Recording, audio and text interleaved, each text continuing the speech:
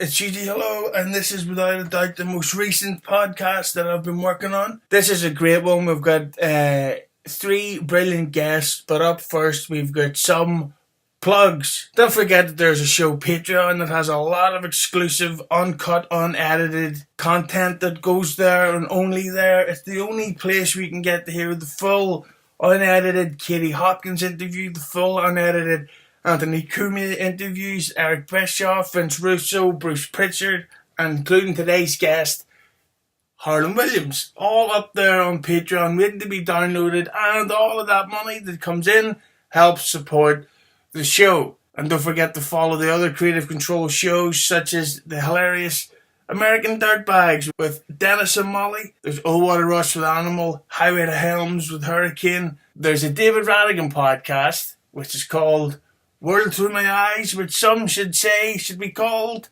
Recorded with My Phone. I'm only joking, Dave, calm down. And don't forget to follow Creative Control Network on Twitter, where you can find out all the details about behind the scenes stuff. If you are listening to this on one of the brilliant podcasting apps out there, don't forget that there is a video version of it on YouTube where you get to see exactly what I look like at the time of recording. And if you're watching this on YouTube, don't forget that there is the special audio version on all your good podcasting apps, Stitcher, iTunes, Google Play, Spotify, wherever you want, where you get a whole lot of audio extras. And that's all I can say, but I have to keep saying this to people because it doesn't sink in ever. And don't forget that if you are a wrestling fan, go check out the Keeping It 100 official YouTube page. That's the other podcast I work for, where the wrestling legends, Disco Inferno and Conan, debate pretty much everything from music to film to wrestling to politics. And the new clips go up there daily, and by daily I mean 2-3 times a week. But they're all great, and it's the only place you can go to see them and leave a comment because it helps. And speaking of leaving comments, if you're watching this on YouTube, don't forget to leave a comment in the section down below about what you like or didn't like about this episode. And if you're on one of the streaming apps, maybe iTunes, go leave a 5-star review because it helps me in the long run. So thank you, and the plugs are over. And don't forget that any and all music you may hear in this podcast, well, it's available at all your great music buying websites, streaming sites, and music stores. And it's all, in my opinion, 5-star brilliant. Yeah, this is a great one today. We've got a music debate. We've got Brad Gilmore coming on, and we've got Harland Williams coming on. Yeah, still there, it's Harland Williams. Up first is pretty different, though. This is the music debate. Now, here's what's different about this. I actually recorded this after being outside of the house, so I'm actually showered, washed, and clean here. So get ready for a top 5 Blur debate with the returning Paul. So Paul, hello. So Paul, welcome back for about the 75th time to the podcast. 76th, actually. Oh, that one was just a test recording. The first one. But today, the band we're going to record with, it's quite controversial, so to speak. It's Blur. Yeah, indeed. So, talk to me. What's your level of Blur fandom? Talk to me. Okay, well, my level of Blur fandom, I suppose it's not a massive fan, but see, when I was like getting into music, it was always, when I was like 15, 16, it was Oasis, the Charlatans, Pulp, Brit Poppy stuff, and Blur were there, but Blur they were almost like it was a dirty word, you know what I mean? You weren't allowed to like Blur because you were either Oasis or Blur, and I was always Oasis, and it was like, no way am I crossing over to the dark side. But whenever you get a bit older, you realise how amazing they were, you know? See, I think the Blur are a massively underrated band, but at the same time, overrated. Well, yeah, I mean, for me, there's only, I think there's only maybe one or one and a half of their albums that are worth talking about. I wouldn't say in my opinion, I don't think they have a classic album. People think that they have a classic album because they have loads of classic songs, but in terms of a whole album, I don't think they have one. But it's weird, listening back to their music, and They apart from being rather good, they were they were interesting. They were. I never, I wouldn't like to tar them with the Brit Pop brush too much. I think they kind of were always on the outside of that in a way. It was just with the Oasis chart thing that was the only thing they got sucked into. Yeah, to me, they were like the '90s version of Queen, and that great singles, really skippable albums. Like if I was going to say to someone, the Blur album you've got to get is the greatest hits of Blur. Okay, It's in then it's the one.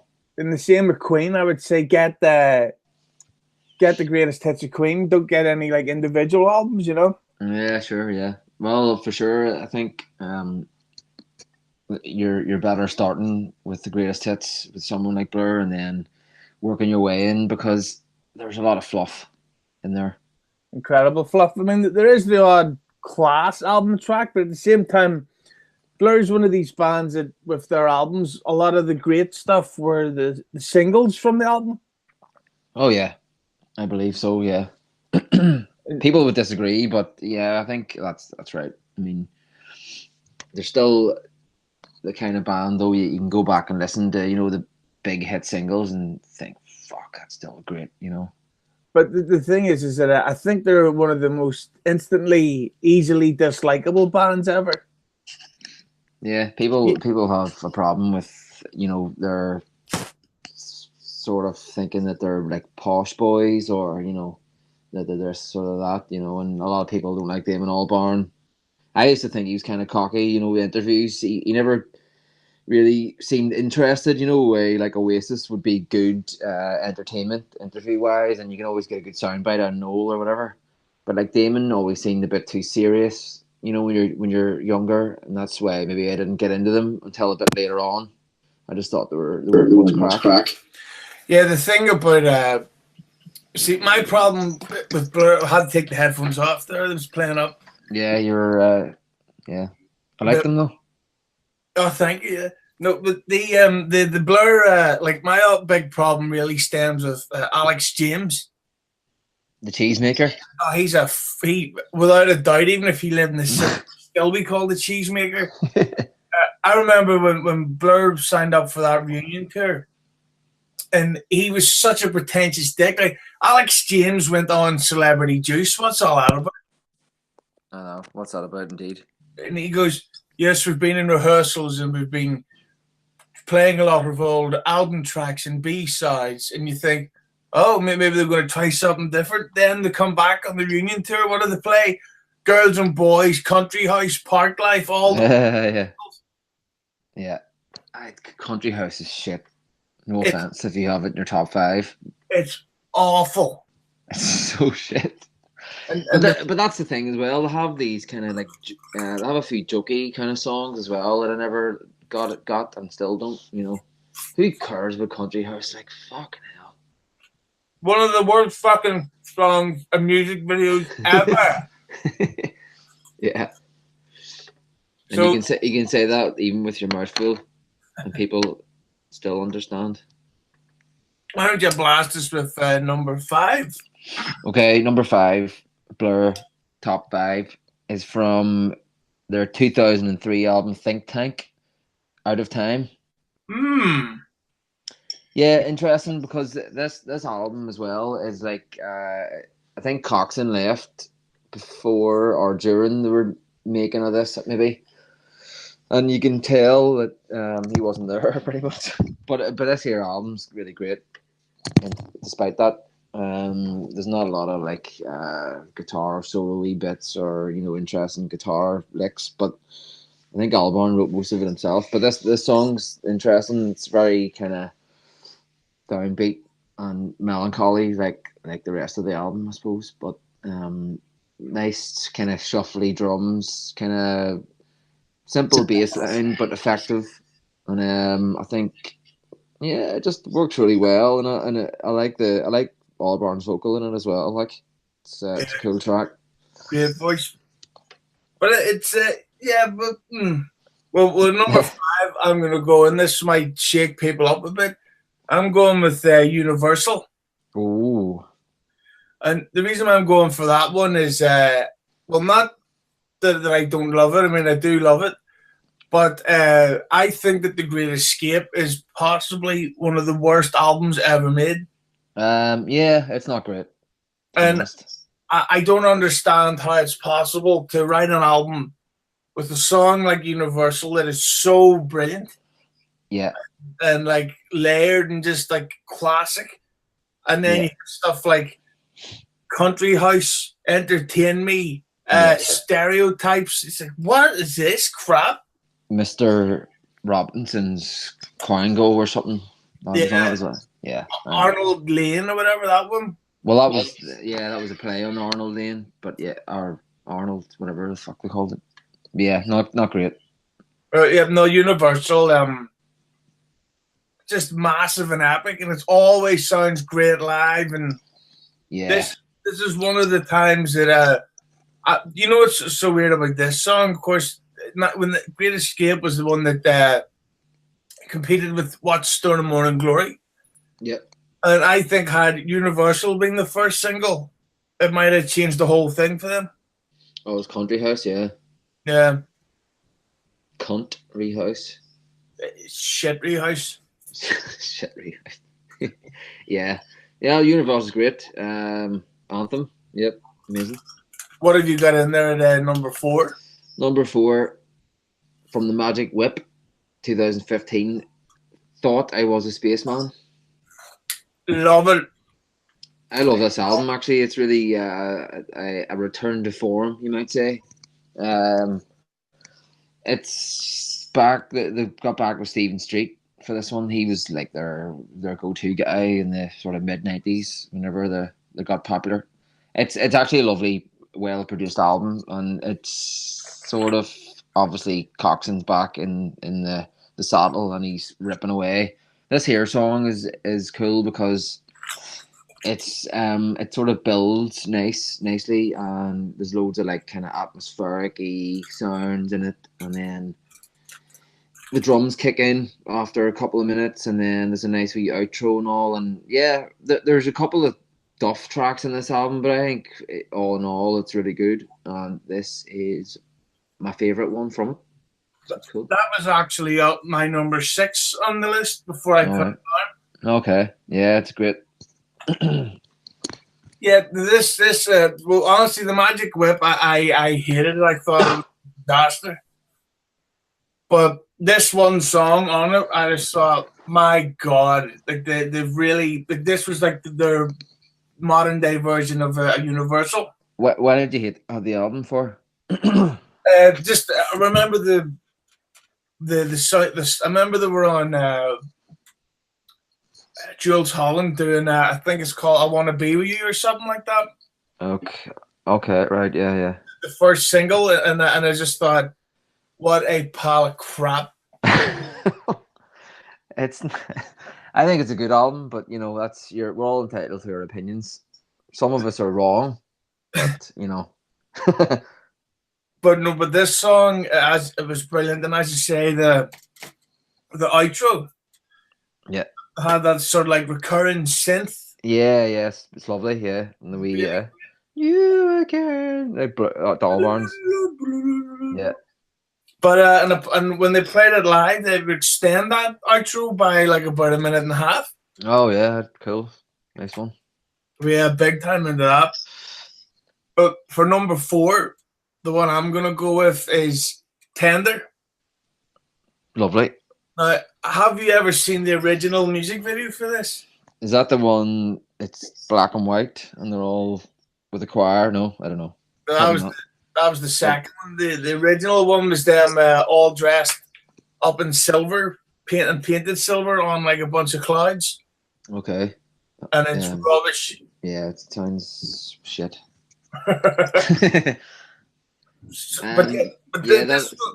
This one, Tender. See, the one thing that I do love about Damon Albarn is that he's genuinely an artist.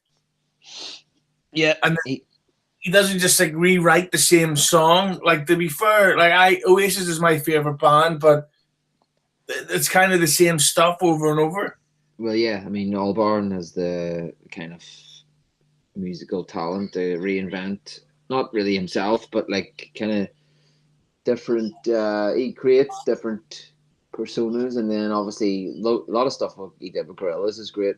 And the Good and the Bad and the Queen. I really like most of their stuff as well. Yeah, he's a good artist.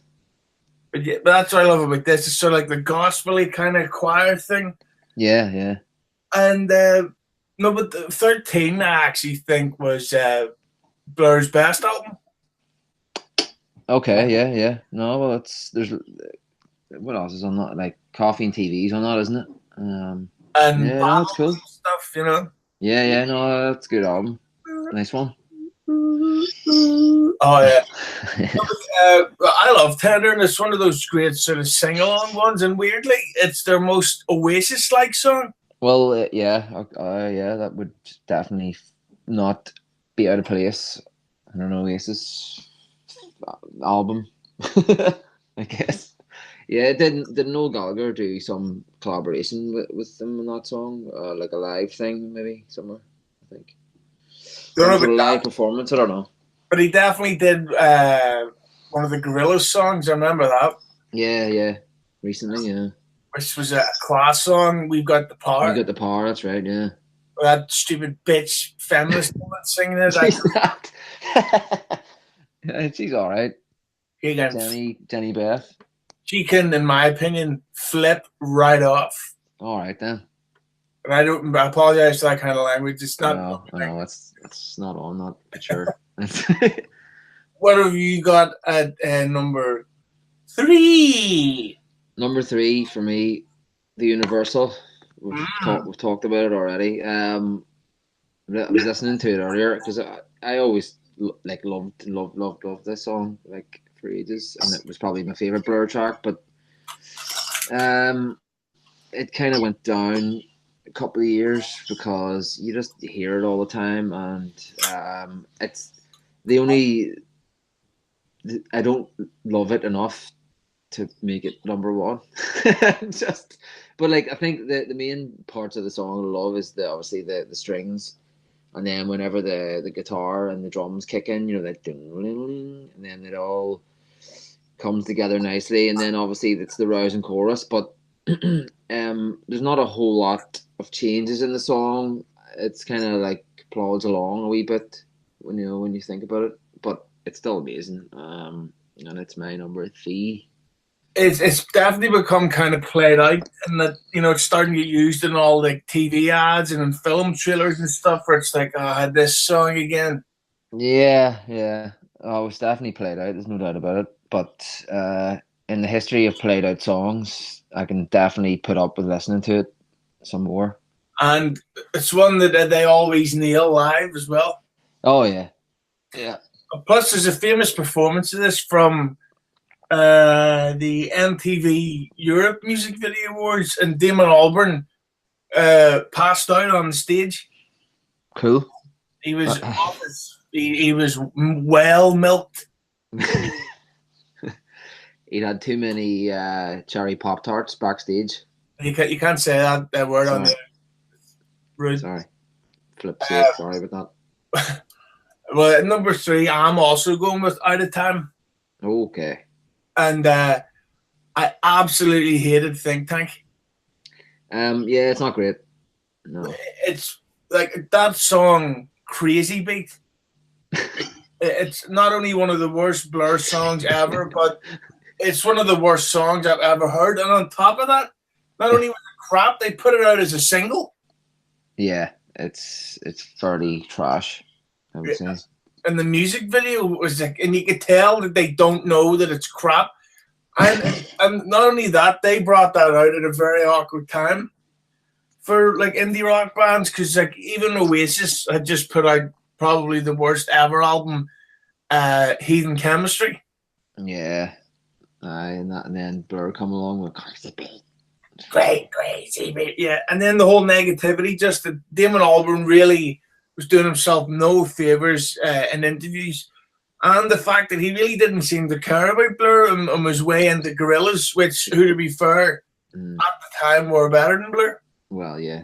were certainly pushing the envelope a lot more. Like, but Albarn always kind of give you that impression. You know, if he wasn't completely happy with something, you know, he'd be a bit like stroppy-ish or whatever. Like, but you know, he's you know, a lot of his music outside of Blur, as I was saying, is pretty good. Like, But there's a great documentary about Blur, about the making of the Magic Whip album and then the tour. At the end credits, there's a version of Albarn playing Out of Time with Coxon. and it's quite good. Lovely. What have you got at number 2, mate? Number 2 for me, Beetle Bum. Oh, what can we say about this? It's just it's great. Me, I always remember the video for this one as well. They're in the flat, and it kind of looks real like some London high-rise flat, and they're just ripping through it. And there's the boys rocking out, and I always liked it. But the guitar in this track's amazing. Oh yeah. And then it always gets me that the kind of last like minute and a half, they just let Coxon kind of rip it out. But yeah, interesting kind of lyrics. Obviously the chorus when it kicks in, she lets me slip over. Ding, ding. It's an anthem, as a lot of their best songs were. And, from the album Blur, 1997, which, yeah, you know, it's good. It's a good album. They kind of came out of their, you know, Brit Poppy thing, and then I think they were listening to more kind of like American, like grungy rock sort of stuff, and then they made this album because there's like, you know, like song 2s on it and like MOR and stuff, and they're kind of more stepping away from that kind of Englishy sort of Brit rock thing, you know. It's cool. And don't forget On Your Own, great song. Yeah. Oh yeah. But the thing about what I love about this song, Beetle Bum, is it shows you that you can do a great guitar solo by just playing a few notes. Like one of my favorite bands is Kiss, but there's times in some of their songs where they'll just right out of the blue, they'll just like, and it just kills the song dead. Yeah. Like, you sound like the Baywatch theme tune. Yeah. Over the top. Yeah. Who ever thought Kiss would be over the top? You know. But this album, I hated it. Like, I liked the singles, but then it just seemed like, well, I like the song "You're So Great" now. Okay. Yeah. But at the time, I just remember being like, "What is this crap? Like, this sounds like the demo." Yeah. And like even stuff like that song "Essex Dogs." Yeah. Which just has that like bass line of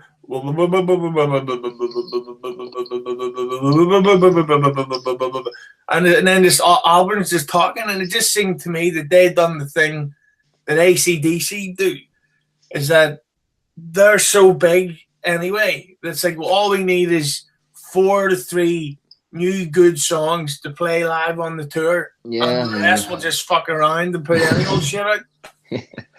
Yeah, you could be right. Like, what do you think of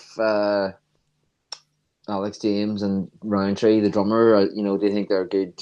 They were a good foil for Albarn and Coxon.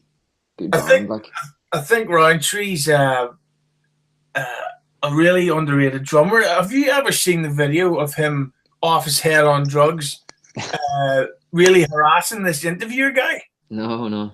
I'll link you after. Like, apparently, it's when he was going through a really bad cocaine addiction. Yeah, that's interesting actually. Yeah, because you always imagine that he'd be kind of sensible and shit, but yeah, and he just comes in and he's like being really aggressive and really intimidating to the guy, and it's just so awkward. Right. Okay. Cool. But this song is brilliant, and but it's one of the things about Albarn. I don't. It's so typical. Like in the Brit Pop era coming up, it really was like a night out where it's like, yeah, come on, party, fun, everything's great. And then once the going out happens too often, it starts affecting your health, and it's like you go out and you're like, Oh God, The Hangover. I'm coming down so hard, and that's what the Blur album sounded like to me. Yeah, no, you're on the nose there. Definitely, it is like a calm down, isn't it? Quite From the good times. well. Speaking of the good times, at number two, I'm gonna go with "There's No Other Way," Ooh, which I love. Every time I hear it, like it's one of those unplayable songs for me.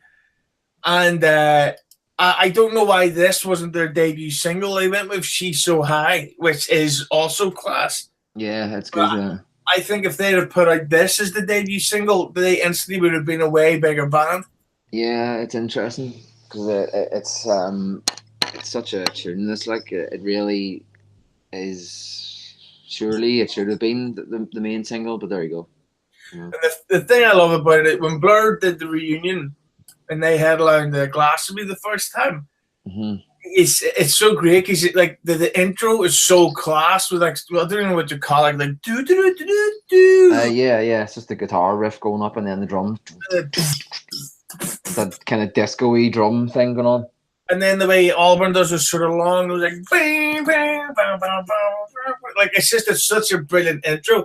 Yeah. And you see Damon Albarn on the stage in Glastonbury just freak the fuck out and start because he's trying to look all cool, like, yeah, I don't really care about this big stuff. And then the intro to that part, he goes, yeah.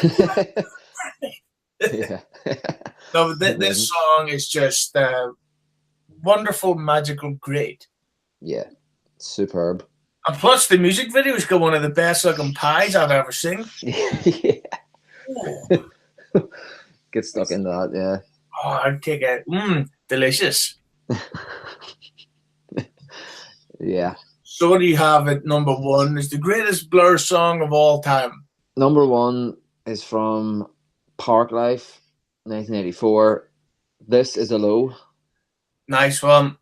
I picked this song because it just kind of, I actually didn't hear this one until maybe, although Parklife's a big album, I didn't listen to it for a long time, and then I only heard this song like maybe 6 or 7 years ago, and I was like, Jesus, that's good. Because I never thought that, Albarn could write like it's kind of simple song, but it really paints a picture, and it's sort of discordant, but it's not. And it, like, when the chorus kicks in, it's like, what, this is a low, but it can't hurt you, blah blah. Lovely sort of melancholy to the song, like, and I think he wrote it kind of you could tell he was in a kind of a bad place. Yeah, it's kind of like it is a low song, but then whenever the chorus kicks in, that's the hope at the end of the tunnel, I think. Like, but it's also amazing that live recording that they have from somewhere in London. I can't remember where it was. They did like a couple of years ago when they reformed, and it's just amazing. I wish I had been there. Like, What do you think went on between Parklife to The Great Escape? Because it's such a dip in quality. From Parklife to The Great Escape, who knows? Just probably too much drugs. I don't know. Definitely in The Great Escape, like, to come out with something like Country House and think that it was good enough to release as a single. I mean, you have to be off your head to do that. Like, yeah, it's to me, The Great Escape probably is well, not the worst album I've ever, because there's the songs on it that I do like, but it's by far the worst Brit Pop album I've ever heard. Yeah, and even the back cover of them all in suits, like in the business thing, Yeah. And it's like, but what's that for? What does this mean? Why?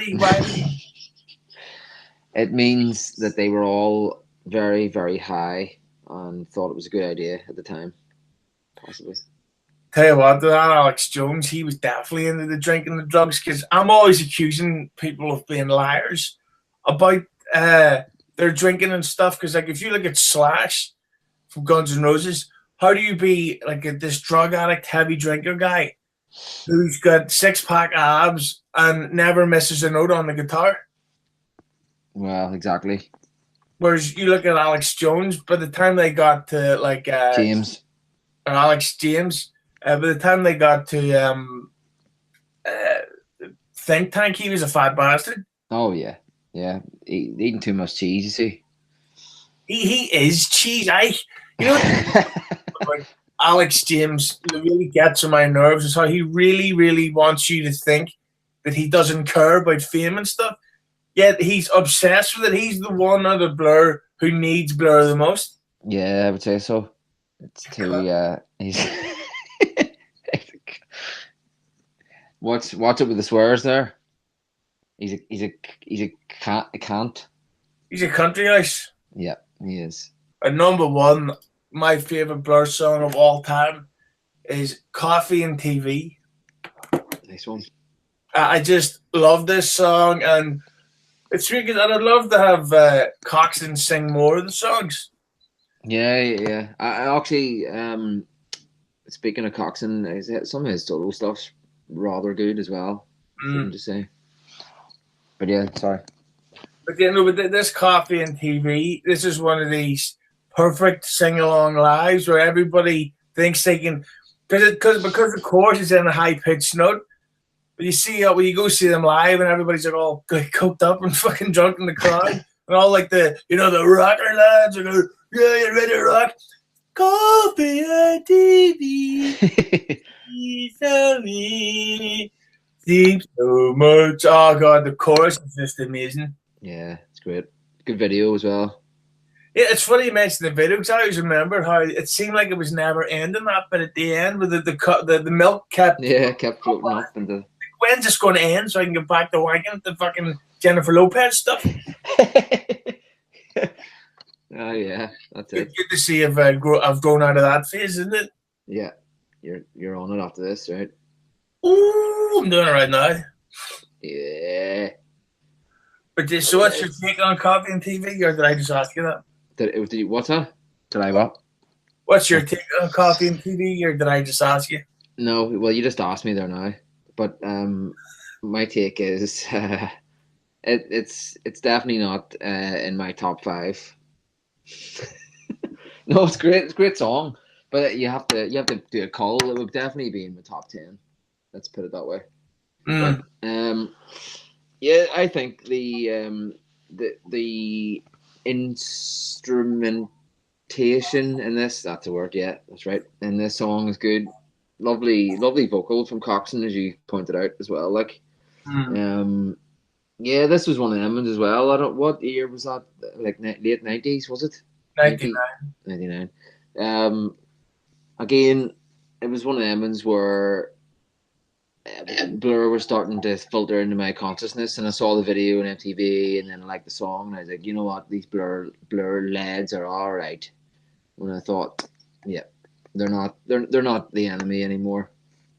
But what do you think about how Graham Coxon speaks?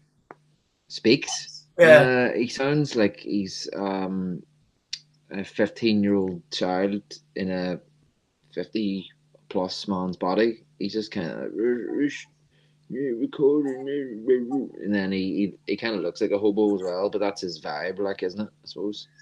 I also hate his whole I'll mess my hair up in the interview because you don't care how I look thing. Yeah. It's like, well, then you've got hair lice if you keep scratching so much.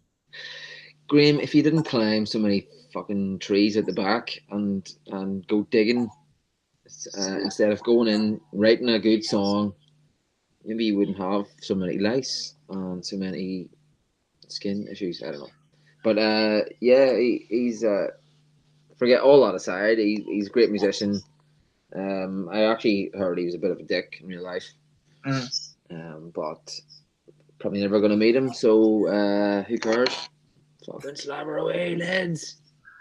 Do you? So it's pretty obvious that Blur will be back soon enough.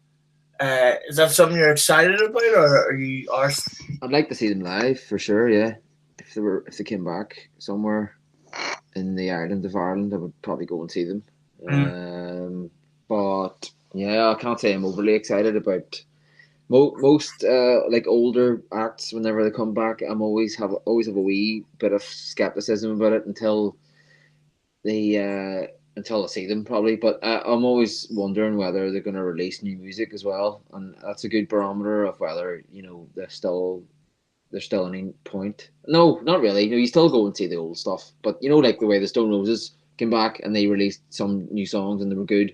Something like that would be if Blur came back with some new material that was interesting. It'd be good. I Want a Christmas Song. All right. Blown away by how good looking I am and want to attempt to be as gorgeous as I am? Well, if you don't know where to start, I recommend starting with the Tees Hanley Skincare System Level 1. It gives you all of the basics. It gives you face wash, gives you an exfoliating scrub, an AM and PM moisturizers. All of this for only $25. But here's the best thing. Since you're all a part of the It's Usually Hello family, they're offering you an exclusive discount to try their already affordable system at an amazing price. Click the link in the description to get the exclusive discount, or use the coupon code Hughezy Hello.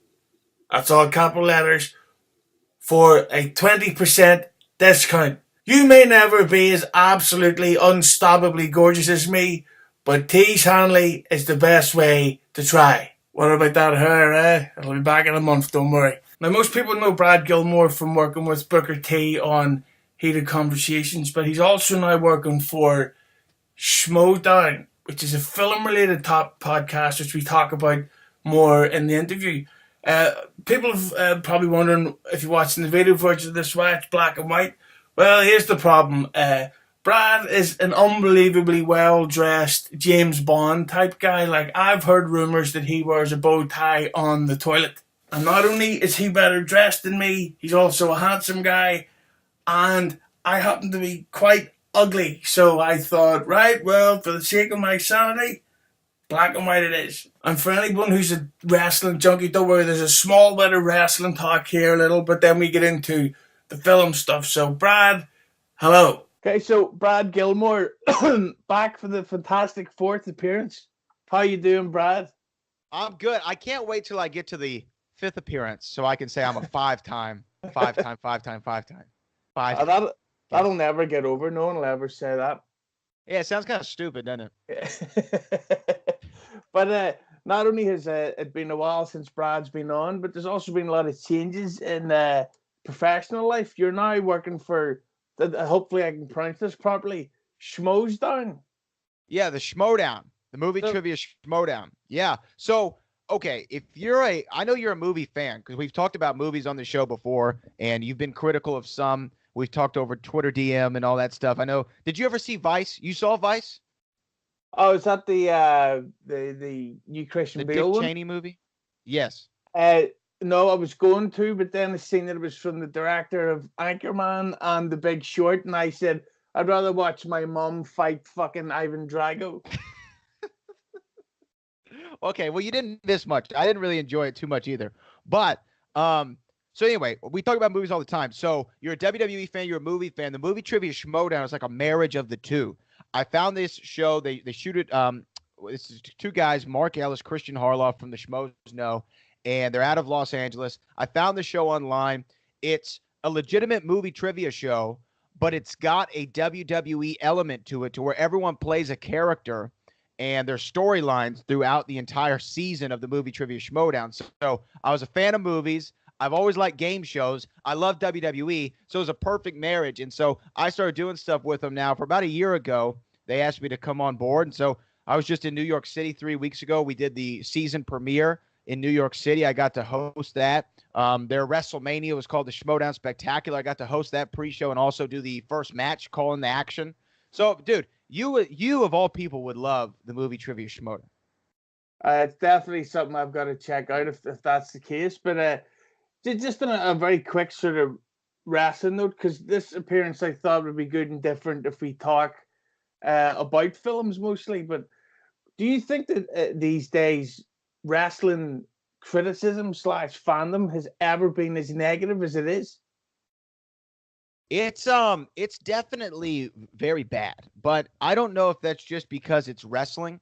I think that even if we talk about movies, there's awful film criticism like what happened with Aladdin and Will Smith's Genie. I got a few thoughts on that trailer, but the visceral reaction of the internet. The internet, here's the thing. Whenever somebody likes a trailer or they like a match or they like anything, their first inclination isn't to tweet about it all the time. I think people's first inclination to tweet is when they don't like something.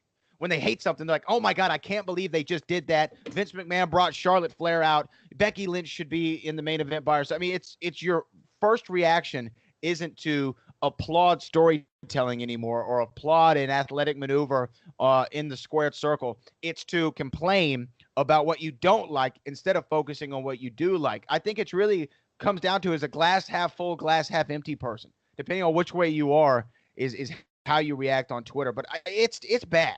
Trust me, it's bad. I mean, I've seen more negative reactions for Raw in the past couple weeks than ever before. So I think that the thing is the wrestling fans who enjoy it, because the thing is I don't see 2 million tweets every single week about people who don't like WWE Raw, but 2 million people are still watching the show. So I don't think that everybody who hates the show is still torturing themselves by watching it every week. Obviously, most people still enjoy the show. And a lot of times I think of it like this, man, and tell me what you think. I think of it like when you're a kid and you watch something like, I'm trying to think, like Jurassic Park 3. It's kind of an awful movie for me. When I look at it now, it's kind of a terrible movie. But when I was a kid, Jurassic Park 3 was my favorite of the trilogy at the time. I love Jurassic Park 3 because when you're young, you're not thinking about all the things you think about when you're our age. And I still think that kids and teenagers, they love what they're seeing week to week on WWE. We have seen so much wrestling over the period of our lives. We now think of it in a different sense. Oh, it's not like the Attitude Era. It's not, we have something to compare it to. They have no frame of reference. When I'm 12 years old, I don't know if I've ever seen a good movie. I haven't seen enough movies. I don't know if it's a good wrestling show because I haven't seen enough wrestling shows. I'm just 12, So I think that the answer, circle back, long answer short, is it bad? Yes. But do I think that the wrestling fandom is toxic right now? I don't. But it's just something you said there's a glass half full. And of course, I follow Brad on social media, Instagram and Twitter. And not Facebook because I don't really use Facebook, but something that stuck out, you mentioned on Twitter, this was months ago. You mentioned that you'd suffered from 2 bouts of Bell's palsy in your life. Yeah. Mm-hmm. I've had that too myself. Of course, you can't tell because I'm just so handsome. No one would ever think anything. Yeah. But talk to me. What age were you when that happened, and how do you deal with it since? Like, do you know what caused it? Here I saw a couple doctors. So I woke up the first time with it, and I felt like there was something wrong with my eye. So I was like, why does my eye feel like there's something stuck in it? And then the next day it was, why do I feel like I can't blink all the way? And then the third day it was like, oh, half of my face isn't moving. This is odd. And so it happened in 2011 and 2012. When I went in 2011, they said what they still say, there's no cause, no cure. Overall, at least what the doctors told me, they think that it could be linked to certain things. Like I used to get fever blisters when I was young, like little sores around my lips, and they said that it could be linked to that. I don't get those anymore. They also say it could be linked to stress. I don't know, but here's the thing I do know. The first thing I did and I'm sure you thought the same thing when I heard Bell's palsy. The first person I thought of was Jim Ross, Jim Ross, who famously suffers from it and was on television every week with kind of half of his face frozen. And I reached out to him on Twitter. This is before I'm in the wrestling business, before I knew Book or anything. I just reached out to him on Twitter and said, look, I'm suffering through this. What do you suggest I do? He said, look, no cause, no cure. Stay positive. That's all you can do. So I took his advice. I was like, all right, well, eventually it's going to go away. The doctor says it's going to go away. I don't know if it's going to be 3 years, 3 months, or 3 weeks, but eventually it'll go away. And it did in about 3 weeks. The second time, though, this is the best story. I got the call that Booker T, my childhood hero wanted to meet me and possibly interview me for a position with his company. I'm like, man, this is dope. I was so amped. I was so excited. And then this was on a Monday. On a Tuesday, I was supposed to meet him. And then they called and they said, hey, he's got to push to Thursday. I said, okay, no problem. Tuesday goes by. I wake up Wednesday, Bell's palsy again. Second bout. The day before, I was supposed to meet with Booker. And I'm like, damn, I'm going to go in there with half of my face frozen. So I go into the meeting, and I'm trying just to have a stoic kind of look, so I don't give it away at all. Because if you move your face at all, it's obvious. Like if you make any facial expression, it's obvious. So I was trying to be like, very stoic. And he actually, in his office, I sat down, and there was a fan, and there's a fan blowing right on the side of my face that I couldn't move. And so like my eye was drying up, and you know what? It takes everything in you to blink. So I was trying to blink, but not look crazy. Anyway, I go through the whole meeting, and then one of the guys in the meeting calls me aside. He's like, hey, Brad, hey, man, everything went great. Just got a question for you. Do you have like Tourette's or something like that? I was like, no, it's a Bell's palsy, JR. And it'll go away. I promise it'll go away. So I was actually on camera that Saturday, still suffering from Bell's palsy, but I just had the microphone directly in front of my face like this so that no one could tell. And then the first picture I ever had with Booker T, I'm not smiling or anything. It's a straight stone cold mug shot, just face frozen because I couldn't do anything. But staying positive was, I just knew that, one, it was going to go away, and two, it happened both times in October. And if all else fails, I could make a mean-ass Harvey Dent for Halloween. So, like, I wasn't tripping too much, but I knew it was going to go away. How about you? So how long did yours last? A couple of months. The problem was I had it while also suffering from acne.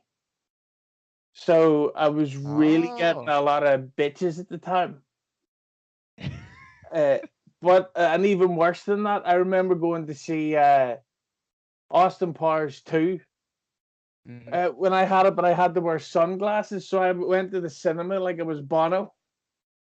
Yeah, and I just remember people thought, this guy thinks he's so great, and it's like, well, I kind of am, but But the funniest thing about it too, though, is so I don't know what they gave you for like medicine. Did they give you anything for it? I don't know. I don't know if they, everyone has their own thing. Did they give you any medicine for it? Yeah, they give me these steroids for it. So I got the steroids, but I also got the craziest prescription ever. So I got Valtrex, which is a herpes medicine. They gave me that because they're like, who the hell knows? This could be linked. Not to, like because of the cold sores, brother. I'm not that wild. But they gave me Valtrex and an eye patch. I was prescribed an eye patch because I couldn't shut my eye, and they didn't want you to scrape your eye when you were sleeping on like a pillowcase or something. So I go to like the local drugstore to get herpes medicine, steroids, and an eye patch. I walked in like, Johnny Depp, Captain Jack Sparrow, ready to go all night long. I felt so awkward getting that. But, like you said, you just have to deal with it, and it went away. Yours went away. We're all good now. Yeah, and plus, it's a weirdly interesting thing to talk about. So guess what? Because technically, it's a sign of a minor stroke. And they say one of the positives of it is strong hair follicles. Oh, look at that, my brother. JR, I didn't know that. JR has it. George Clooney has it. Yeah. Young Jeezy. You want to throw a rapper into it? He had it. So we're not in bad company, my brother. Going back to the fact that I stalked Brad on social media, he, of course, was in New York, and he had one of the most mark-out moments ever that anyone would do, where he went to the famous diner from Seinfeld. Yes. But the question I've got for you, and this is a question I've asked a few people, do you think in real life Jerry Seinfeld ever banged Julia Louis-Dreyfus? Oh, I don't think so. I think that she was with her husband. I don't know how early, but I think during her SNL days, she had met her husband, whose name is also Brad. And I think that, so I don't think there was an opportunity for Jerry. I will say that when I was young, I didn't realize how gorgeous Julie Louis-Dreyfus was during the Seinfeld run. Like, especially like 7, 8, 9, season 7, 8, 9. She was looking real good, man. She was looking real good. She would be my dream wife. She's beautiful. She's I think she's probably the greatest female comedy actor ever. Yeah, absolutely. She's naturally funny and she's a billionaire. So it's not a bad triple threat there. Yeah, and she's aged amazingly, but I just think that Jerry Seinfeld must be like, hey, come on, I mean, I've got all this money. Why can't I bang Elaine? Elaine, oh no! I need you to do me now. Who doesn't want to bang her? Kramer, get away from that black man. I don't want to be a pirate. Oh no! But you know what my favorite Seinfeld quote is of all time? It's the episode, The Implant. And Jerry and Elaine are talking to each other. And she's like, you're a breast guy? I never thought of you as a breast guy. I thought you were like a leg guy. And then Jerry goes, legs? I have legs. That's my favorite quote. Legs? I have legs. I always, my favorite was always, I've forgotten what the fuck it was. Well, there's an edit. So, so of course, Brad, as I say, you're a film guy, but let me ask a question about some films. Do you think that these days, critically, certain films get overly praised for the wrong reasons? And I'll give you an example. Like, there's the Oscars is coming up, and one of the films that's been nominated is the Black Panther. Now, I love the Black Panther, but if you're telling me that was better than Avengers Infinity War, you're on drugs. Yeah. No, I thought Black Panther was awesome. It was incredible.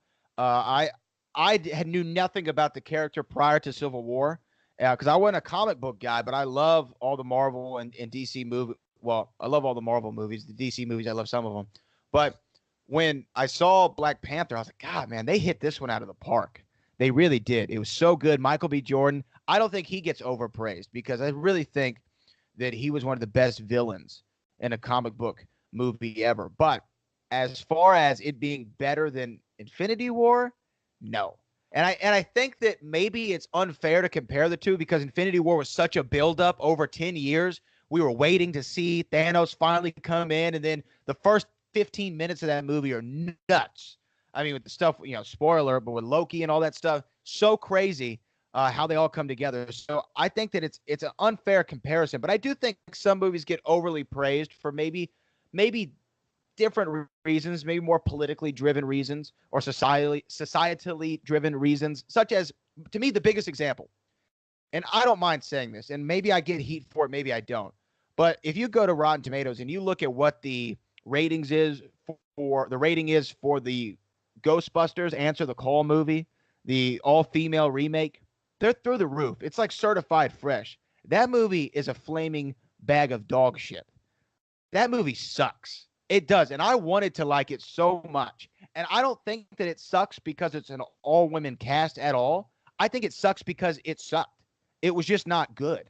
There wasn't really a redeeming quality about that movie at all. I didn't even like, everyone praised Kate McKinnon. I just didn't like it. I did not like it. I thought that they used the cameos from the original Ghostbusters awfully. I thought, bringing back Stay Puft Marshmallow Man and then shooting him in the crotch, I thought that was stupid. I just thought it was dumb. It was a dumb movie, but it got critically praised because I think, hey, it's all women doing something that all men used to do. Let's give it a little more praise than it deserves. I think that it's all well and good. I don't care if a woman plays James Bond. It doesn't matter to me at all, as long as the film was of quality. The same thing for people always talk about James Bond, is Idris Elba going to take over? And then people are like, well, there can't be a black James Bond. I think that's a load of crap. Like, I don't care if it's a black James Bond, a woman James Bond, an Englishman, an Irishman, like Pierce Brosnan, or even an American. As long as the movie's good and he's playing James Bond or she's playing James Bond, I don't care. And so I think that there are some movies, especially in today's critics, and I know a lot of those guys who write for Rotten Tomatoes, and they're really quality human beings, but I think that they have a different filter. They're like the indie wrestling fans. You know what I mean? They look for something different. They are, but they look for something different than what I look for. I look for a quality film that entertains me and tells me a story. That's it. I don't look for anything else. Because that was a problem that I had with Wonder Woman when it came out, and I get into this. Well, let's just say some guy called Radham Muse get into a loud argument with a lady in his office about Wonder Woman, because I'm not saying it was bad, because there was a lot about it that I liked, but the way people spoke about it, like it's about time we see a female superhero-led film, and it's like we already had Elektra, Catwoman, Tank Girl, which wasn't very good. There was Supergirl made in the early 90s. And then even in 2017 alone, there was Alien Covenant had a female lead. There was Atomic Blonde female lead, which was one of the best films of the year. Resident Evil 6, there was Underworld 4, 5, all female leads. But all this praise went to Wonder Woman. And on top of that, the film itself was a prequel. So you go into it knowing the ending. So there's zero tension. And I didn't think of it that way. Yeah. So no, you're right. Yeah, I just thought the film was so overpraised, and it drove me insane. It's okay. I can see it being overpraised, and I'm not saying I disagree with that, but I will say I did enjoy the movie. I liked the movie, and I think Gal Gadot, to me, a lot of people were chopping on her for her acting ability, but I think she's actually pretty good. I find her to be believable in the character she is. She brings some sort of honesty to the role. I really do. Like this almost, especially to Wonder Woman, there was a sense of innocence that she brought, and I feel like that she portrayed it really well. But there are movies that are overpraised. Like I said, you could say it's for the wrong reasons, and you know, maybe it is. They're just other motivating factors that people want these movies to be better than maybe they are. Yeah, like I said the other day to someone about Black Klansman, because I'm a big Spike Lee fan, and I said I thought that film was crap. I haven't seen it. But you'd have thought that I'd said to somebody, God, I love to punch babies. It's so much fun. They were like, what? You didn't like it? And it's like, well, because in the film, the KKK are portrayed as idiots instead of the dangerous lunatics. So when he's following them, you're not thinking, if they catch him, he's done. It's like, he'll be okay. And I just thought it was such a bad. Well, I haven't seen the film, but I will say anybody who's associated with that awful organization of people, in my book, they are idiots for believing the ideology that they believe. I mean, they're the lowest quality human being as far as I'm concerned, and they have reserved seats in hell. I haven't seen it, but how did Denzel's son do? He had moments of brilliance. By the way, just while we're on the subject of Denzel's son and Denzel, I want to picture this idea. His name's Isaac Washington or Isaiah Washington or whatever. Let's get him to play the new Blade, and for the new Whistler, Denzel Washington. Okay, so I think his name John David Washington or something like that, or is it? That's what I thought it was. Yeah, it's possibly. Yeah, it doesn't matter. Agree to disagree, you know. Agree to disagree. You say it one way, I say it the other way. It must be the accent. It's the accent that you got it wrong. But yeah, I think he's good. I like him on Ballers. I think he's really good on Ballers. I feel like he feels like an actual athlete on Ballers. So, you know, if you're studying under Denzel Washington and you watched him your entire life, you're bound to pick up on a couple of things where you're going to learn how to be a good actor. It's like, for me, you know, Randy Orton's such a good pro wrestler because, you know, he's been around it his whole life. There's something to that second generation athlete thing. You're like an interviewer's dream right now, because you keep accidentally setting me up for the next question that I've got listed here. Speaking of Isaiah David John Blade Washington and his co-star of Ballers, The Rock. Yes. What's your take on The Rock's film career? Oh, I mean, I don't know if there is any other take aside from it's been wildly successful. Has every movie that he's done been great? I think he's actually had a couple swings and misses lately, but his charisma is so off the charts that he can be in a dog crap movie and it still be entertaining to watch. Like, I was really excited for Skyscraper because it looked like Die Hard to me. And when I watched it when it came out on demand, I didn't have that connection to it. Also, Rampage was a little bit silly. We all know that Baywatch was not good. Yeah. But his magnetism is such that you want to the thing about this is the thing about The Rock. I go into every one of his movies and before I even see it, I want to like it because I like him so much. I want to like it. And the fact that he's turned a cameo in The Mummy Returns into being the most successful movie star in Hollywood right now in terms of monetary gains is incredible. And come on, man. If The Rock's been teasing about running for president of the United States, I think he's got a real shot based off sheer moxie alone. The guy is so likable. He's been successful in everything he's ever wanted to do. In my opinion, he's a top 5 pro wrestler of all time. And he's working on his way. He's right now, I think he's top 3 action stars. I think it's him, Sly, and Arnie, in my opinion. And he's got this film coming out in August, Hobbs and Shaw, which looks so demented that it can't be bad. Like, it's right. How do you even explain? It's like a super agent cop teaming up with a thief who, in the 7th Fast and Furious film, murdered about 47 people in the hospital and one of their friends. So, of course, in the 8th one, turns out he's a great guy all along, and now they're fighting the Terminator. Yeah, those movies have gotten so wild. Like, the first Fast and Furious movie, they're stealing DVD players. And then in Fate of the Furious, The Rock is like changing the trajectory of a missile with his arm while hanging out of the side of a Humvee. It's just like, how did we get here? Yeah. How did we get here? That's not to say I don't like them. I enjoy those movies more than I probably should. But it's so crazy, the trajectory. And now, like you said, Idris Elba is some cybernetic Terminator. And The Rock and Jason Statham are going to be the saviors of the world again. I'm taking the day off to go to the early show, and I have to see it. But let me ask you a question. So obviously, as a film fan, you watch a lot of stuff.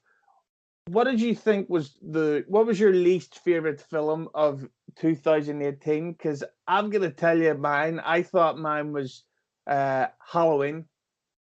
I thought it was such a mess. Like, it didn't make sense. Apparently Michael Myers ruined her life. Yet it turned out that she got married twice. She'd had unprotected sex, had a kid. Yeah! And the fact that she had apparently trained every day for 40 years waiting for this moment. And then within 2 minutes, Michael Myers breaks into the house. Yeah.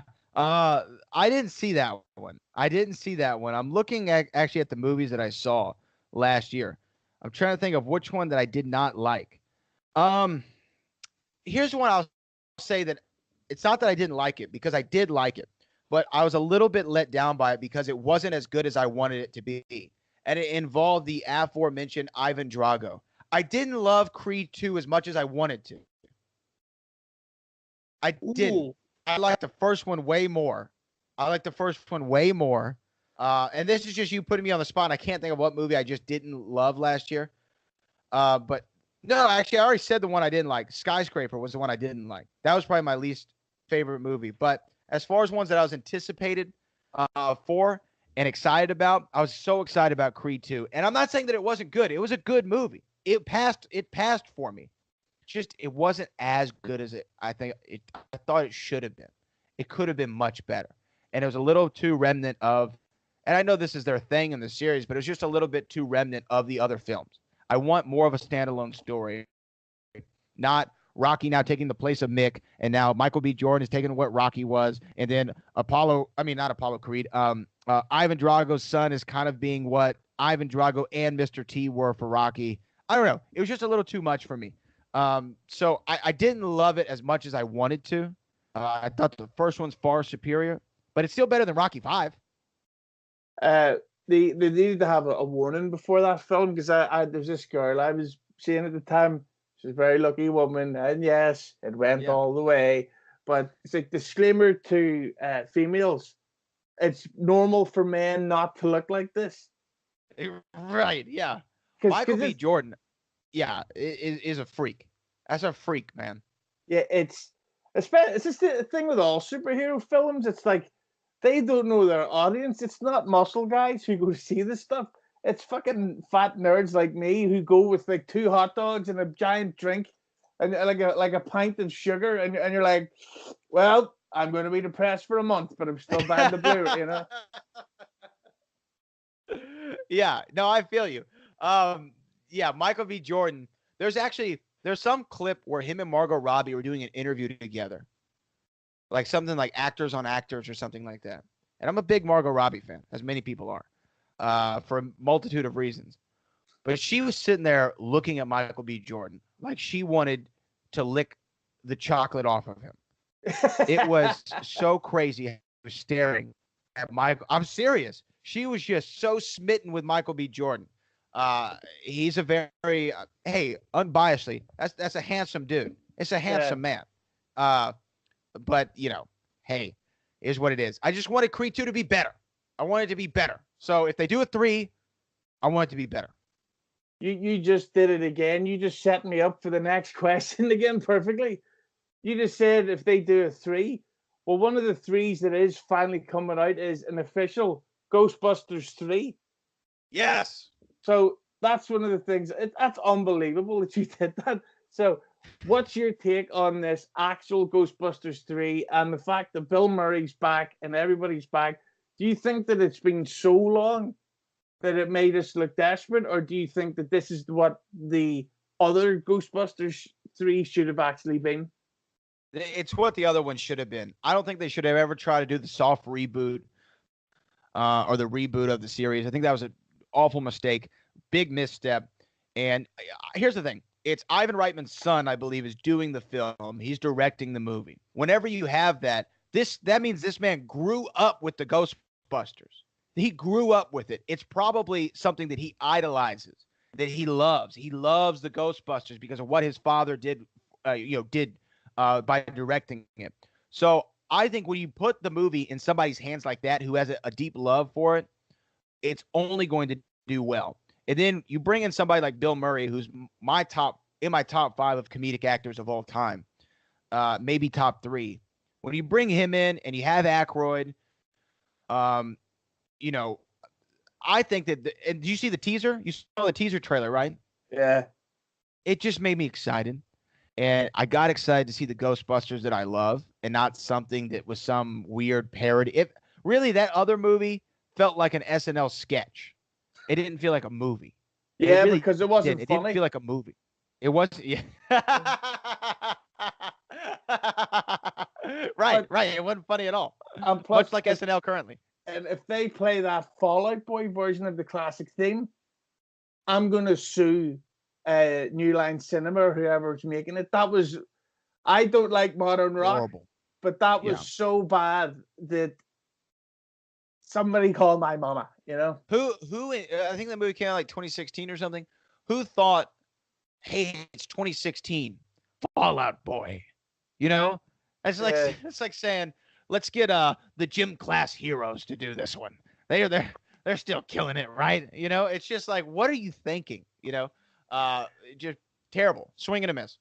They could have got Bruce Springsteen to team up with Prince and Oasis to do that, to change it, and I wouldn't have liked it. It's like, no, just use it as is. It's still great. Keep it. It's perfect. Why mess up a great thing? I don't get when franchises do that. Or when anyone does it. Like, why would you mess with something that was already perfect and people hold sacred? I don't get it. Exactly. That's like doing Back to the Future again, and the DeLorean is now a Ford Fusion. Yeah. It's like, why would you do that? It doesn't make any sense. Or even a more up-to-date model like a Tesla. It's like making it a Tesla. It's like, I don't have anything wrong with Tesla. It's not a DeLorean, damn it. So just as of course it's February now, 2019, but they've kind of been holding back until after the Oscars for a lot of the big film releases. So what's your number one most anticipated film of 2019? I mean, it's Endgame. It's got to be Endgame, man. There's two. My top two is Endgame. I can't wait for it. I'm so excited for Avengers Endgame. And the other one is going to be that Netflix Scorsese film, The Irishman. They have De Niro, Pesci, Pacino all together with Scorsese behind the director's chair. Brother, I'm excited. And I'm excited because of the CGI, where half of the movie they're going to be their younger selves. And I just can't wait to see somebody like Scorsese who knows how to put that. Scorsese's films still feel like they're filmed on film. I know that was a little bit too much of films in one sentence, but they feel authentic. They don't feel like this digital, over-sanitized, overly produced perfect movies. They feel gritty. They feel raw, like he's cutting them in a room with just like a black light, and he's got a muscle shirt or a wife beater with stains all over it. He's sweating. He has his toupee sitting next to him on the table. I think that's why I like Scorsese films. They feel real to me, damn it. It's still real to me, damn it. But that's my two. Yeah, that's exactly the two I would go for as well. That was actually my trick question. I was going to Netflix you, but he reading about The Irishman is it's cost over $240 million, and there's talk that it could be nearly 4 hours long. And it's like, well, you know what? Extend it if you want. It's on Netflix. I can pause it. I can go for a piss. Yeah, that's what they said. The same thing about Avengers is like now over 3 hours, and they haven't like got the final edit. I'm like, make it 3 hours. Yeah. I don't care. Make it 5 hours. By the way, did you see Aquaman? I haven't seen Aquaman yet. So there's two movies I haven't seen that I can't wait to see for differing reasons. I haven't seen Venom, and I haven't seen Aquaman. Now, the reason I haven't seen Venom is because my girlfriend is making me wait to see it with her. And for some reason, we just never think, hey, let's watch Tom Hardy and Venom. Aquaman, I'm a little nervous about, to be honest with you. Aquaman, I broke the record. I went for 4 pitches during it because there's non-stop water. He's either underwater or in a room where water is dripping. And it's like, well, I've got to whip it out once again. We'll have these 2 questions we ask everybody on the podcast. And this is always the big questions that could change everything for everybody. So here's the first one. Who's the better band, Queen or the Beatles? Queen. Yes. Everybody says that. Easily. Yeah, they're by far the best band. Here's the big question. And this is the question that could ruin it all for you. No heated conversations with Booker T. No Schmoedown. No Ring of Reality of Wrestling. No New York trips with your girlfriend, okay? The Spice Girls are back. Who is your favorite Spice Girl? Oh, who's favorite Spice Girl? I think her name is, hold on. When I was a kid, her name was Jerry. Is that Ginger Spice? Yeah. Is that who it is? It's Ginger Spice then. Sorry, that's the incorrect answer. The correct answer was Baby Spice. Oh, I knew you were a Baby Spice guy. I could see that from across the pond, brother. Well, this is Brad. I want to thank you so much for coming back on. It's great to catch up with you again. And let's not leave it too long again for the next one, yeah? Absolutely, man. I can't wait to come back on. I'm glad we got to do this. Want to buy wrestling merch but don't want to buy the cheesy or childish stuff that WWE puts out? Well, Collar and Elbow is the company for you. Collar and Elbow was founded on the traditional values of professional wrestling. 2 entities working together to create a product intended to connect with people on an emotional level. A symbiotic relationship where one cannot flourish without the other. They strive to create a product that embodies their passion for professional wrestling through street fashion. Basically, it's wrestling merchandise that you can wear in public that doesn't make you look like a total nerdy mark. This is great stuff. I've bought a bunch of it myself. I wear it myself quite often. And when you go to buy it, don't forget to use the coupon code Hughezy. That's HUGHEZY, all in capital letters, to let them know that you heard about it through me. That's collar and elbow. Use the coupon code Hughezy. And do not forget to tell your friends, because this is the best merchandise company you're going to find anywhere. Okay, thank you, Brad. And Brad is still doing Heated Conversations with Booker T. They're moving to a new company, though.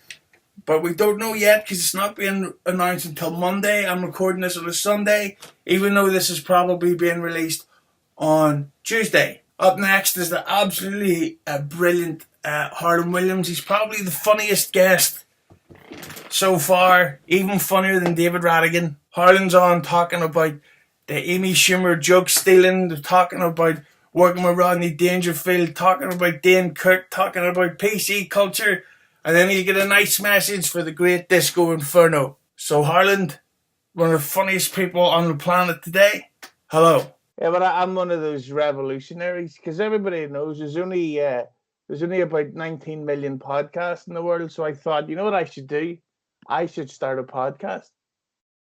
Yeah, man. Well, good for you. Welcome to the podcast world, man.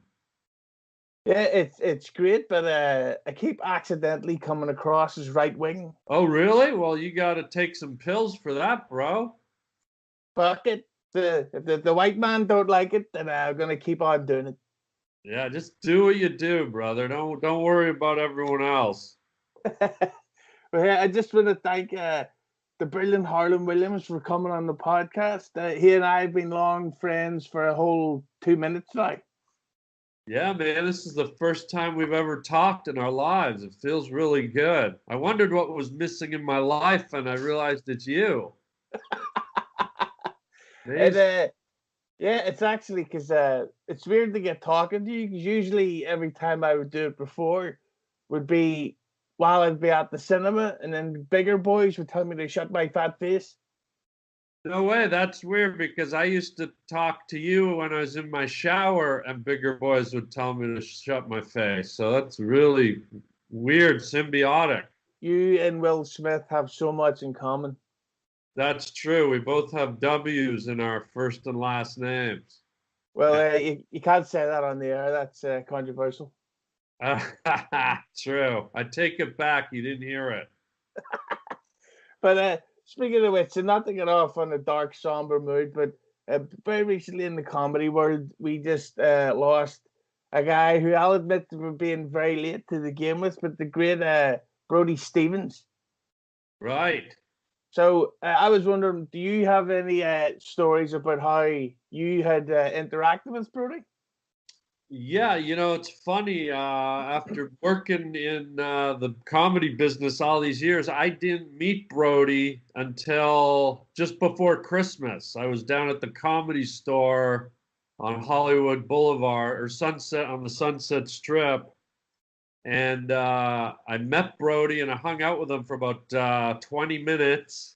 And I'd never seen him do his show. And then about a month ago, I saw him do his show. And I was like, oh my God, this guy's hilarious. Like, I really enjoyed it. Very innovative, very original, very unique. And wasn't like what everyone else kind of does. And then sadly, like a few days ago, he took his own life. And man, it's just, it's enjoy every day, man. Because one day you're here, the next day you're not. Crazy. Yeah, and he did have one of the best one-liners that I've heard in years, where he said, I'm so he goes, I'm so intense that I get BO in the shower. Yeah, he was a funny guy, man. I mean, I can't believe I never crossed paths with him in 30 years of doing stand-up comedy, but I'm happy that I got to connect with him before he left us. It was a pleasure to be touched, and a pleasure to have him make me laugh. It was great. So R.I.P. to Brody, man. That's sad. Yeah, and I wouldn't say the best thing about him dying, but one of the positives about him passing is it now? He's been celebrated by so many. Yeah, I guess that is one of the positives of passing. Maybe we should try it. I'm not predictable that way. I have no plans on the whole death craze that's taken over these days. It's been old-fashioned, if you ask me. It's like everybody's doing it. It's weird. It's like everybody dies. What's going on? It's gay, bro. Yeah, it's really weird. It's like, if everyone would stop dying, we could get back to living. Speaking of living, I'm looking at your profile picture here, and of course it's your Twitter picture, and I'm seeing with the leather jacket with the collar up. Are you now Harland Williams? If that's what you want me to be, bro. I mean, or you could be one of the dirty Who's, Yeah, or maybe I'm Serena Williams. Who knows? Who really am I? I don't know. Who can say? I would love that if you were Serena Williams. Do you wear skirts? Yeah. So do I. Okay, so you can be Venus Williams. Let's go play tennis. What are we doing? Wasting our time podcasting. Let's go hit some balls, broseph. I play tennis as well as Robin Williams. Yeah, well, as long as you play, that's all I care about. Let's rock and roll, brosephiash. Where do you come up with that shit? You're such a butter churner. Ah, Irish butter churner. I'm more of a gum chewer and a page maker. Nice, buddy. I like it. You're two things. I'm only one. But talk to me. So, of course, the first time I became aware of your face was in Dumb and Dumber, and that was your debut film, yeah? Yeah, that was my debut film. Yep, my first movie was Dumb and Dumber, man. What a way to start, right? So, what was it like when you were told that you were going to be drinking piss the first time you were ever on film? I don't know. It was just weird because originally I was up for the leading role with the Jeff Daniels role, and so I kind of had it in my head I was going to be doing that role, but then Jeff got it, and then they gave me the cop role as kind of a nice little parting present. They didn't have to, but they did. So I was like, oh, cool, man. So did you ever think one of those Farleys would end up winning an Oscar? You know what? You never know in this town, but I was actually very happy for Peter and very proud of him. And he's really just a super nice guy, and he's hardworking and he's talented. And it was nice to see a guy who's not your traditional, dramatic screenwriter win for such a dramatic movie. It just goes to show you that if you can write, you can write, whether it's comedy or drama or whatever. It's just he's talented, man. It was really happy to see him win. I say 3 cheers for Peter Dice Farley. Yeah, man. I say 4 cheers for Peter Dice Farley Williams. So, of course, one of your big stand-up specials, you recorded in the desert. Yeah. Were you never afraid of a snake going up your arsehole?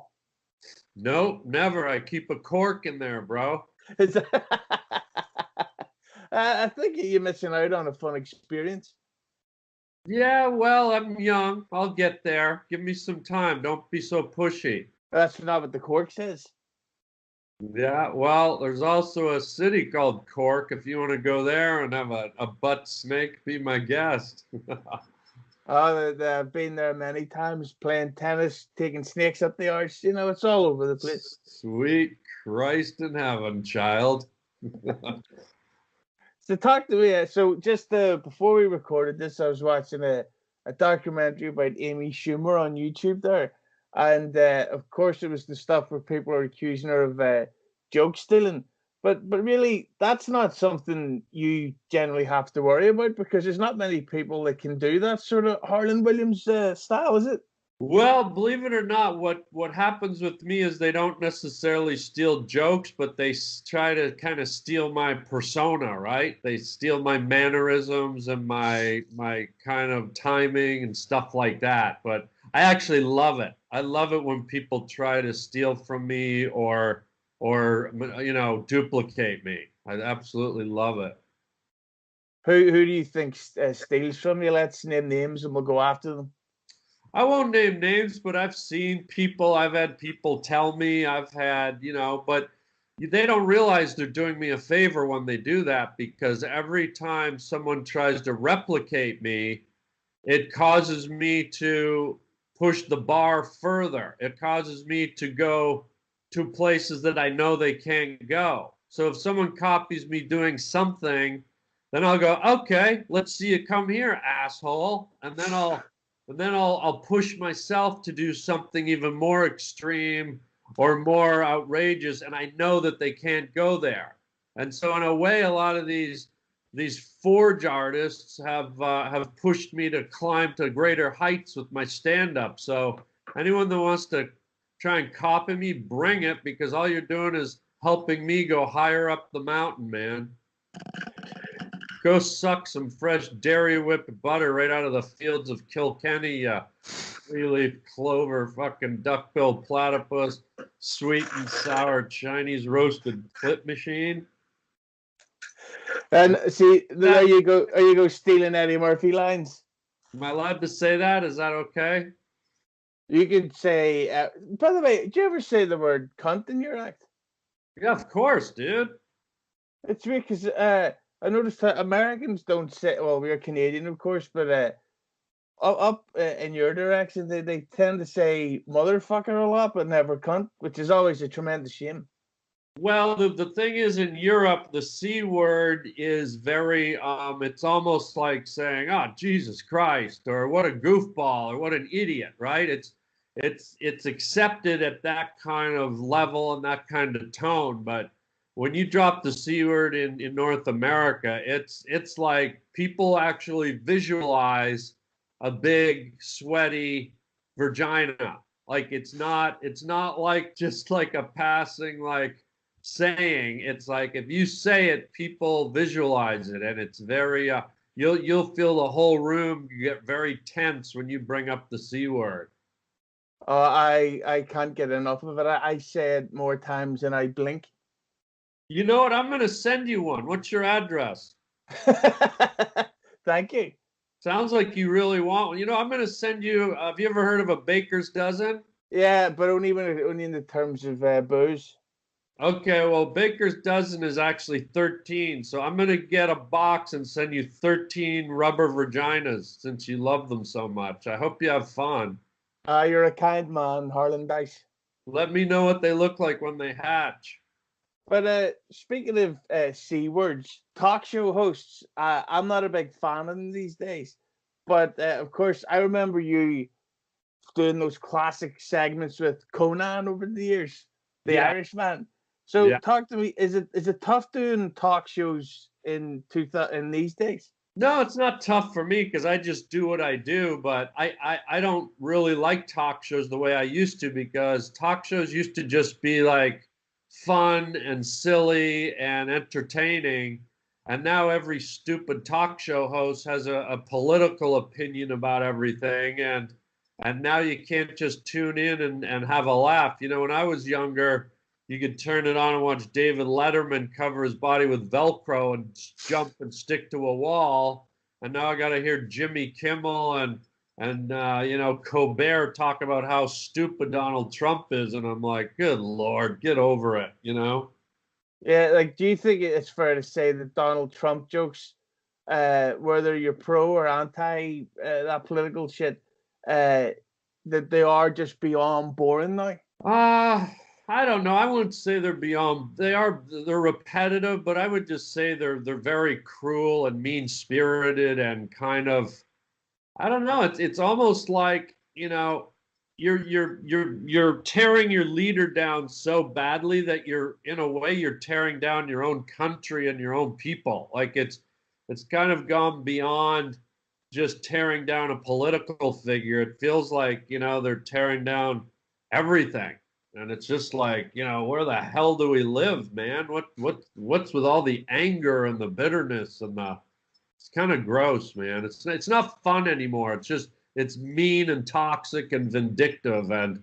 And since when is comedy supposed to be those things? Comedy's supposed to be fun and joyful and put glee in people's hearts, and instead it's just bitter, angry hatred, Yikes.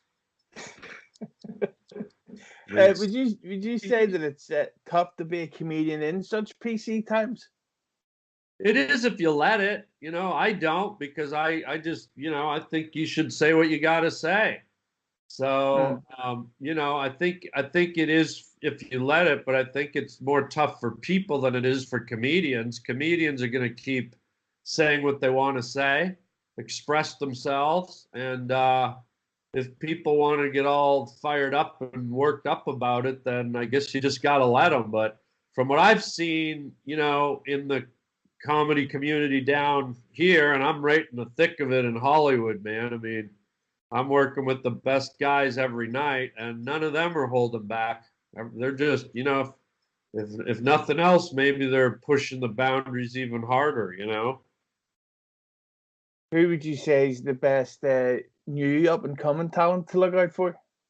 Oh, my God. There's a guy named Theo Vaughn. Have you ever heard of Theo? Yes, but his haircut is ridiculous. Well, his haircut is as ridiculous as his act, and when I say that, I mean in the most amazing, hilarious way. Like Theo's haircut sticks out the way his act sticks out. It's so fresh and funny and original and joyful, and he doesn't talk about all that stuff. He sees everything through the prism of the small southern town he grew up in Louisiana, and it's just, the guy's just a delight to watch. He reminds you of what comedy should be, to just take you away and let you, drift down the laughter river, I love him. That's a good river to cannonball into. That's what she said. Oh! Yeah, that's right. But talk about this. There's another comedian you worked with on a film, Employee of the Month, which was Dane Cook. And Dane, from our perspective, seemed to, well, we didn't see him work in the clubs all those years. He really seemed to just explode out of nowhere. And he's on the MTV shows and he's on all the talk shows. And then he's in a film star. And he gets shit on a lot by a lot of critics and a lot of other comedians. So do you think that Dane deserved that criticism? Or do you think it was just a case of, it's popular, I don't like it?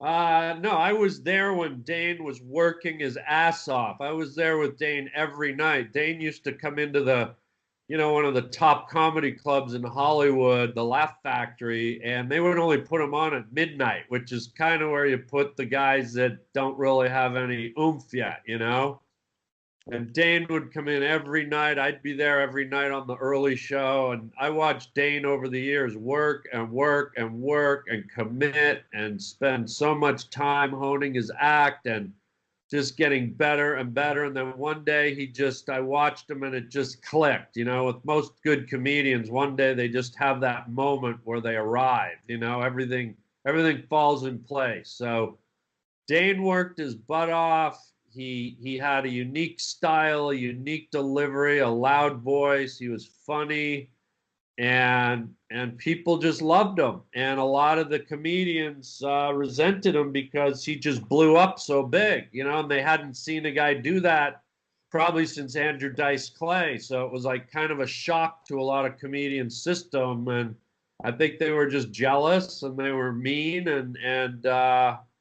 and I give Dane nothing but praise, man. He did a great thing for himself, and he did it by himself. He worked his ass off, and he deserves all of it. So, rock and roll to Dane. Yeah, and I still say that Vicious Circle was a good special. Yeah, I don't know if I saw it, but I just, Dane's a guy I've worked with 1,000 times, and he's a friend, and I still work with him, and he has some personality traits that people maybe don't like. He can be like, abrasive and stuff, but who gives a crap? His comedy works and people love it, and he earned every bit of it. So good for him, man. Do you think you could take him in a fight? Dane? Oh yeah. I probably could have taken Dane in a fight when he first moved to Hollywood, but lately he's been really like working out like a maniac. So he's a lot bigger, but I probably have more crazy in me. So he might win at first, but then when my crazy came out, I'd win. Yeah, well, I'll get some boys who will help you. We'll go jump dead cook. Oh yeah, you know the guys in Wham? Do I? Wow, bro. Name dropper, bro. I didn't think you'd be a name dropper, but wow, wake me up before you go to the bathroom. See what you did there? No.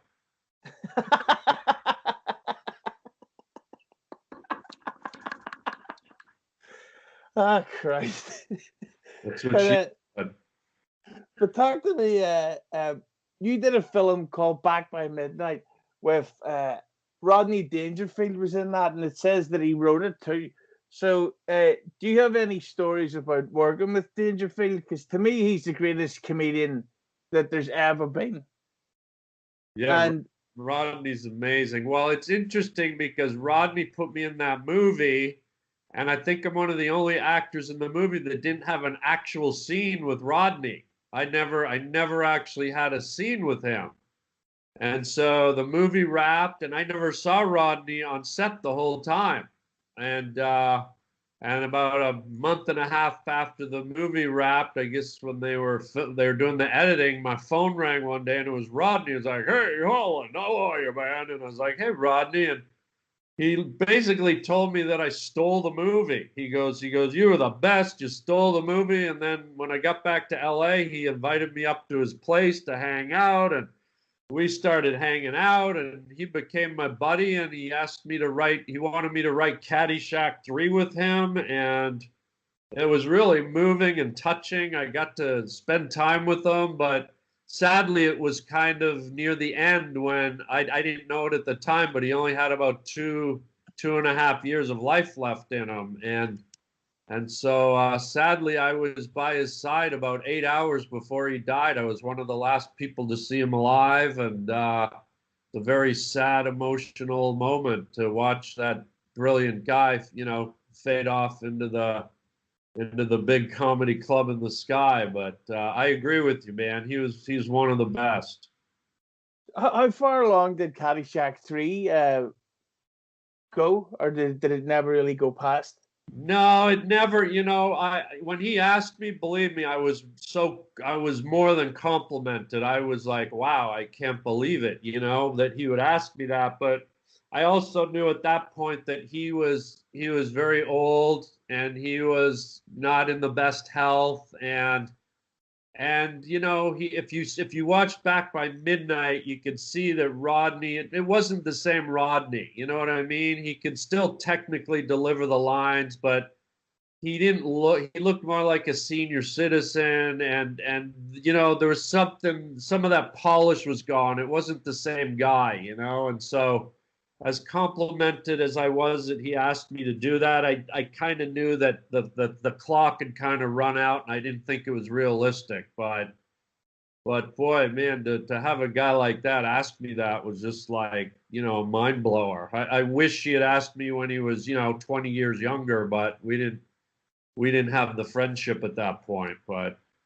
Do you find it strange that with his legacy that there's never been like a Rodney Dangerfield what are they called? Biopics or biopics? Biopic? There probably will be, but I don't know why we really need those. It's like we have their life on record. We know who they are, so I find them a bit weird, but I'm sure they'll do one of them one day. It's still early. He only died like 10 years ago, 9 years ago. So yeah, give him another 10 years, and they'll look at Freddie Mercury. How long ago did he die? He what? How long ago did Freddie Mercury die? He's dead? Yeah, he died. Yeah. Son of a bitch. Sorry, dude. I hope you guys didn't have dinner plans or anything. I was wondering because I'd always heard that he had a bad cold and that but I didn't know it was that serious. I don't know. There must have been a touch of Zika in there. But how about the fact that Elton John's getting a biopic and he really isn't dead yet? What's that say about the guy? Maybe somebody wants him dead. I don't know. Well, the last time I seen Elton John in concert, I kind of wish that he was. Dead? Oh yeah, Well, you could have taken a rifle. I could have, but it was Christmas time and there was room on my jumpers, so nowhere to put the rounds. Well, sometimes we got to think things through in life, and you can only look in the mirror and blame yourself, guy. I bet Rodney's just probably thinking, "Hey, whatever you do, just don't cast Jonah Hill." Whoa. Wow, who was that? Was that John Wayne? Who did you just do there? Was that Walker? That was my Hulk Hogan. Wow, that's awesome. Whoa. But talk to me, of course, because it was speaking of podcasts and all that. I've heard you on the Adam Carolla show a lot. So what's it like going on Carolla's podcast? Because sometimes, and I'm saying this as a fan of him, it kind of seems like he instantly takes over and the guest is just sort of sitting in the chair while Carolla rants about cars. Yeah, that's exactly what he does. So I learned very early to just roll right over him. If you ever listen to my interviews, you'll hear me cut him off in mid-sentence. I don't even wait for him to finish a thought. I don't wait for him to finish a joke. I'll just jump in. If he keeps me quiet for too long, I just jump right in. He's such a strange guy. I love him. He's really good and he's really funny, and I do his show a lot. But when you go into his show, it's almost like you're not there. He just keeps going. It's almost like there's no one in the room. And so if you're not smart enough to figure out how to just jump in and roll over him, then you're not going to be heard. And what's really interesting about Adam is when you do jump in and roll over him, he doesn't flinch. Like, he doesn't look at you like, "Hey, dude, you're stepping on my mojo." He just keeps going. It's almost like it's almost like the two of you are rolling down a hill, and when the record light goes off, he stands up and he goes, "Okay, that was fun." He's a very strange interviewer, but it's you just got to learn to plow right through him like a dirty snowbank in the back seat of Mini Driver's Oldsmobile. Mini Driver? Yeah. But she on your list? Well, I heard you had a little thing with her. That's what I heard. No, that was Danny DeVito. Oh, well, like, again, look in the mirror and ask yourself about the choices you make, guy. Well, speaking of choices, Harland, we've come to the last two questions, and these are the big, all-important mega questions, and these could change it all. Yeah. So here's the number one. Who is the better band, Queen or the Beatles? The Beatles. Huh? The Queen, I just think that the Beatles are great, but Queen was fucking like, come on. Big Freddie. Yeah, but think about it. The Beatles started their stuff when they had no reference. They had no foundation. They had no backstory. They just woke up one day and said, "Let's invent rock and roll, and let's do it in a time when all we have is a guitar, a piano, and a drum kit." And then fast forward to Queen, who had the backdrop of thousands of rock and roll bands that had already pushed the parameters of the medium, not to mention all the new technology and the microphones and the reverbs and the electric organs. So if you want to break it down on who got out of the gate the strongest, it has to be the Beatles, because they had nowhere to start from. So they had no influences. They might have had the blues or some of the old music, but they had no rock and roll influences, where Queen probably had hundreds and hundreds of rock and roll influences, which isn't to say they're not great, but let's see you wake up in the morning and start a whole new medium that takes over the world. It's not that easy. I mean, from what I've heard about you, you can barely even make a blueberry turnover. just the rumor. I'm more of a red velvet cake kind of girl, you know. Well, maybe you want to disrobe, look in the mirror, and ask yourself about the choices you're making. Oh God, you Scientologists are hilarious. True. But we've come to the final big question, and this is the one that could change it all for you, Harland.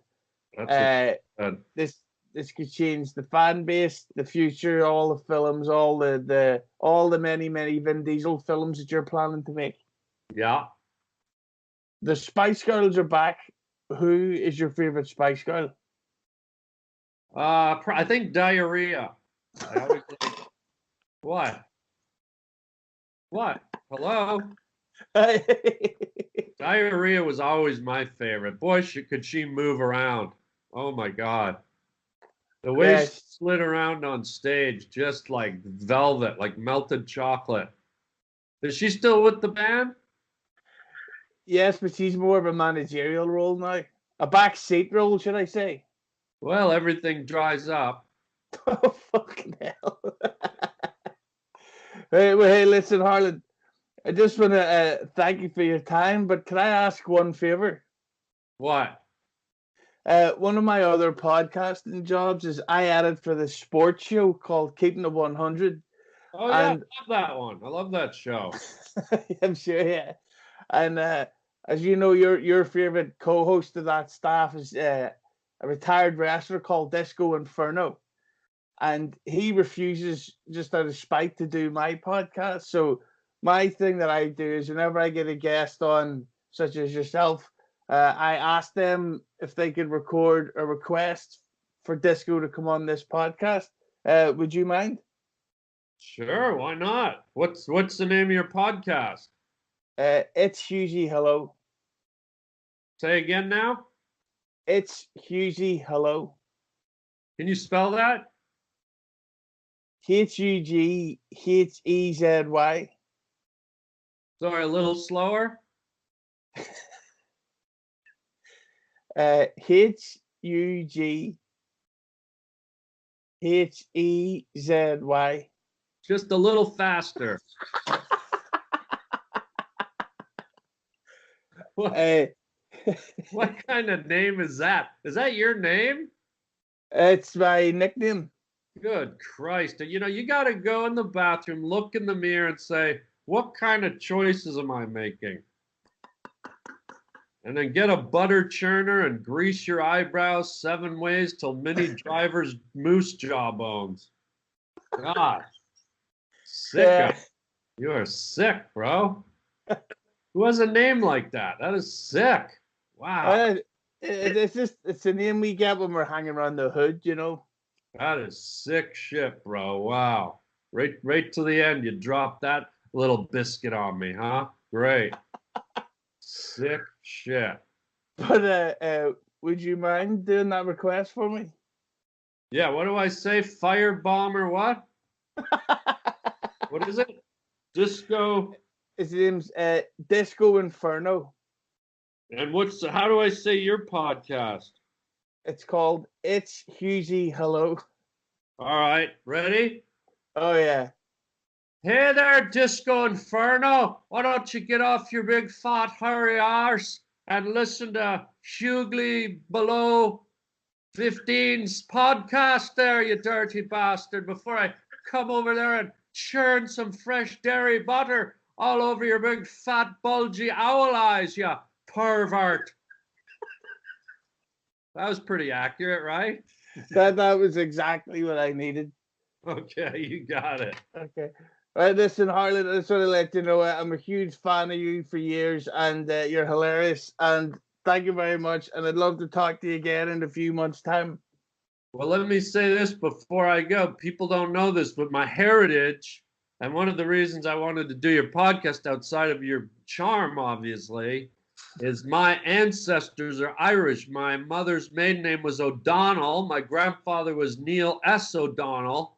And I absolutely have Irish blood all the way through me. And I love Ireland, and I love the Irish people, and I love you. And I just wanted you guys to know that I think about you often. And And long live Ireland. And come live here. If you could not try to tell me how to live my life, I'd appreciate it. I said something nice at the end, and then you ordered me to come and live somewhere, and really not nice, a bit aggressive, and you might want to look at your reflection in the mirror and go, what choices am I making with my life, guy? Sick, bro. Oh, God. Sick shit, bro.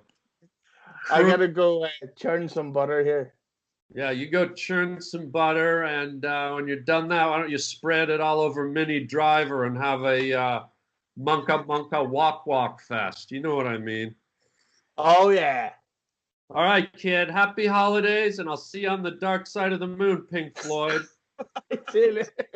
See you, buddy. Bye-bye. So there you go.